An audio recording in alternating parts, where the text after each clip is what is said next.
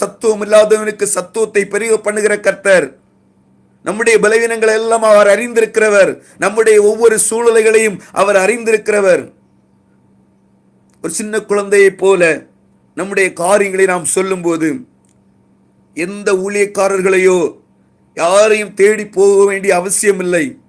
தேவனுடைய சமூகத்தில் உங்கள் பிரச்சனைகளை வைத்து, உங்களுடைய பாடுகளை வைத்து, உங்கள் வேதனைகளை வைத்து நீங்கள் ஜெபிக்கும் போது, அவரை விசுவாசிக்கும் போது, அவரை நீங்கள் முழுவதுமாய் அறிந்து கொள்ளும் போது அநேகருக்காய் தேவன் உங்களை பயன்படுத்துவார்.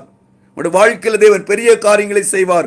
ஒருபோதும் உங்களை கைவிட மாட்டார். எனக்கன்பார்ந்த பிள்ளைகளே, பரிசுத்தம் இல்லாமல் ஒருவனும் தேவனை தரிசிக்க முடியாது. அதை மாத்திரம் நீங்கள் நினைவில் வைத்துக் கொள்ளுங்கள்.